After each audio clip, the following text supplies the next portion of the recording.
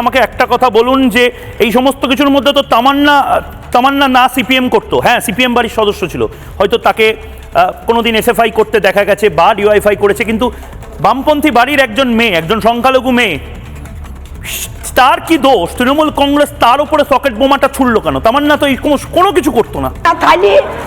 তাহলে তামান্নার বাড়িতে কেউ নাই। তামান্নার মা ওখানে দাঁড়িয়ে যাচ্ছে, রাস্তা দিয়ে যাচ্ছে, গা ধুবে, মেয়েকে গোসল করাতে নিয়ে যাচ্ছে, ওখানে তামান্নাকে ছাড়লো না, তামান্নাকে মেরে দিল।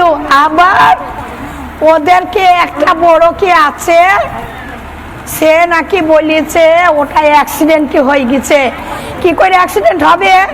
এই বাগানে কি করে পায়ে লাগবে? অ্যাক্সিডেন্ট হইলে সাইডে লাগবে, হাতে লাগবে, পায়ে লাগবে, বুকে কি করে অ্যাক্সিডেন্টে লাগে? একদম টার্গেট কি করে অ্যাক্সিডেন্টে হয়?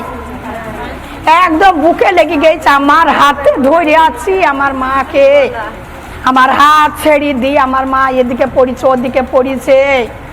আমি পুলিশকে কাল বারবার বলে আসি, পুলিশের মনে হয়েছে যে পুলিশের ওপরওয়ালা পুলিশকে কাজ করতে দেয় না।